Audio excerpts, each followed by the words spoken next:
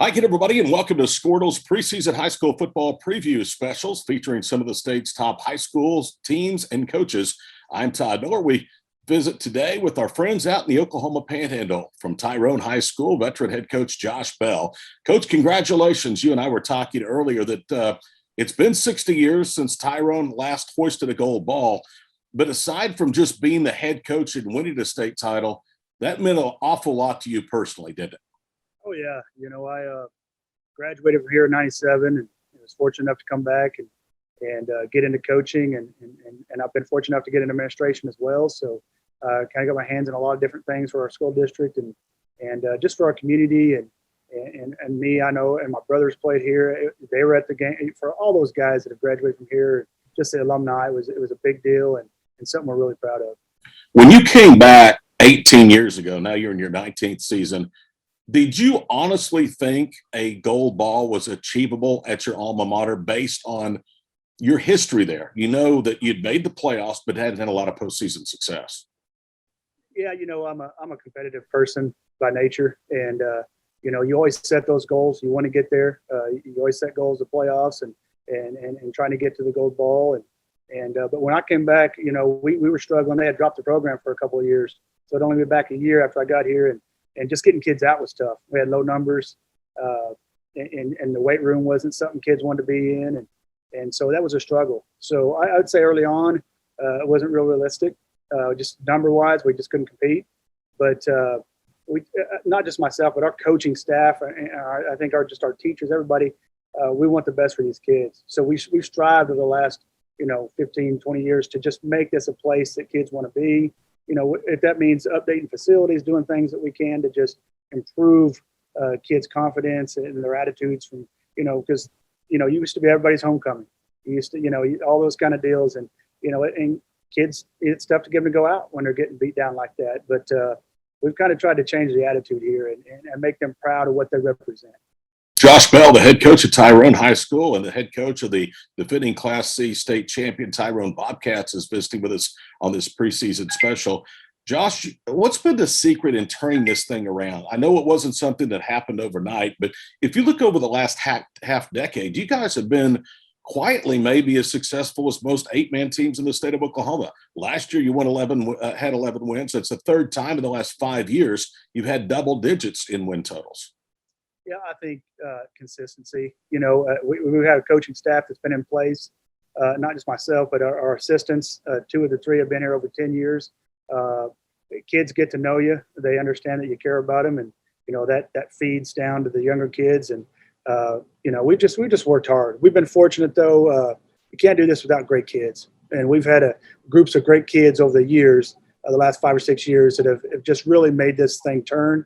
And it's just a trickle down effect, and the young kids feed off of that. So, as long as your numbers are there and you're saying the right things and doing the right things, I think you can be successful. Last 4 years, you've been very, very good. It starts with a great senior class. Last year, I think you knew going in, you probably had a shot to win it all.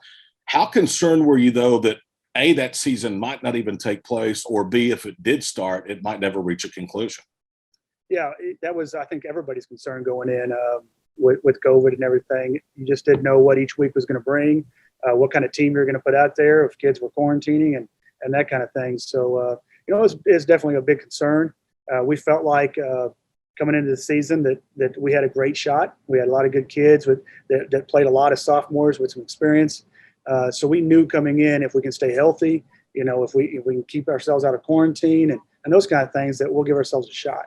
And sure enough, we did, because, going into that, we were 5-5 the year before, but we were in a lot of close games and really grew up as a young team. So I think that paid off as well.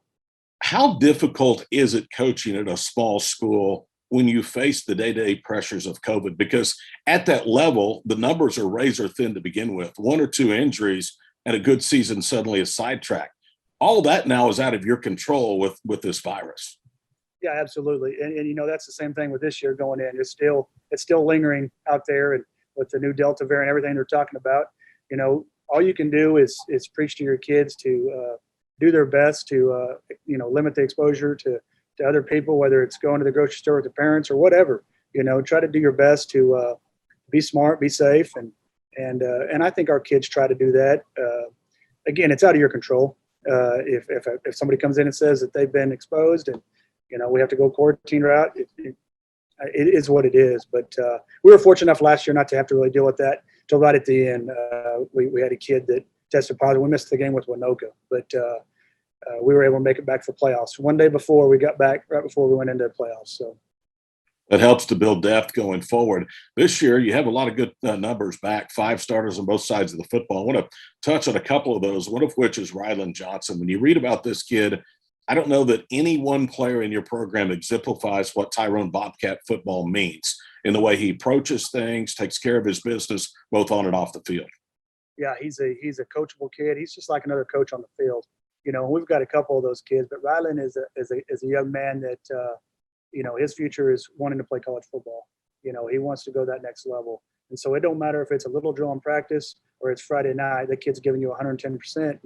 And you don't come across a lot of those kids. But he is a kid that we have to have stay healthy for us to be successful again. The spread offense, you kind of run more of a spread offense. You like to spread defenses out, throw the ball around, and run the football. How important is a quarterback returning like Kobe Williams? Because, he's probably like having another coach out there on the field as well. Sure he is. And, Kobe's another smart athlete for us. It's funny because we have been really spread over the years. And last year towards the end, we kind of got into some triple option and some direct snap to Rylan and really slowed the game down and just kind of play power football. But our strength is our speed. We're not a real big team. Lost some guys last year that were pretty big. And so this team this year, again, we're going to go back to some things that will benefit us, which is get our kids into space and let them run. So Kobe is a big part of that. He reads things so well. He sees things. He can come to the sideline and say, "Hey, coach, I think we need to check when they go to this because, they're stunning." And it's just great to have kids like that. Okay, I'm going to go out on a limb here, and I'm going to assume Jackson Bell is your son, right? That's a good guess. Yeah. Good guess. How special was that for you as a former Bobcat to enjoy the success with your son last year? I don't know how to even describe that feeling. My oldest son graduated a couple of years ago. He was on the 2 semifinal teams that didn't get in. And so to be able to get on with Jackson, my last son, it was super special. And it's something that him and I will be able to remember forever. So it was a great experience. I bring Jackson up because he and Rylan Johnson are really 2 of the stalwarts on your defensive side of the football. Talk about that side because, again, you have a lot of experience back. Yeah, we do. We have, 5 or 6 guys that started last year on both sides of the ball that will be back. And then just, like I said, that senior class, there's 11 of them that are pretty good. So we're excited about what they're going to bring to it. Rylan and Jackson are linebackers for us, and they read things so quickly. They're able to get off the ball and make plays. So we're excited about what they're going to do in fostering those kids behind them, helping them grow up so that when this big class exit, we have guys that are ready to fill that spots. Josh, a lot of people talk about perhaps Tyrone Timberlake Part 2. You put the brakes on that theory just a little bit, don't you? Because there's a team in southwestern Oklahoma, Mountain View Goaty Bow, that could have a lot to say this fall. Oh, absolutely. Mountain View didn't lose it, really, in my eyes, very many guys at all. I think they lost a couple, maybe their center and another guy. They're young. They'll be senior-led, kind of like we are, kind of like Timberlake will be. And I think it's going to come down to who can stay healthy. It's very important that your key guys can stay healthy to make those kind of runs. Those are special runs. And we were fortunate that our injuries, we lost our 6'6" defensive end wide receiver to a broken hand early. We got him back for semifinals and finals. And he had interceptions both those games, playing in the secondary some for us. That was huge, and other guys had injuries. I know Mountain View had a quarterback go down in our game. Timberlake had a guy come in that was injured from Buffalo game. It's important you stay healthy. You want to put your best team out there, and we were able to do that late in the season. You had to have been proud a year ago, Josh, the way your kids handled a new role. You went from being the huntee or the hunter to the huntee. That's a totally different mindset, and it's certainly going to step up just even more this year with that even bigger target on your back. Oh, yeah. We understand that we're going to get everybody's best, and I think we want that. We want everybody's best. We want to beat you at your best, and we want to play to our best when we play in games. And, these kids have just kind of grown up. this group of seniors, you know, they were eighth graders, junior high when those teams were going 11-1 semifinals and really starting to turn this deal. And they've just embraced, we don't want to be the group to let this go. And, you know, they work hard, they say the right things. And, you know, I can't say enough about them. It's a great group of kids. And any coach knows that it's about your kids. You got to have great kids that are willing to put in the work. If they're not willing to put in the work, it's going to be tough. So we're just fortunate to have good kids. Josh, congratulations. What a story out in the Oklahoma Panhandle. You, your son, a graduate yourself of the program, and it all coming together last fall. We'll be rooting for you again here in 2021. All right, man. We appreciate you. Josh Bell, the head coach of the defending Class C state champion Tyrone Bobcats, visiting with us here on Skordle's preseason high school football previews.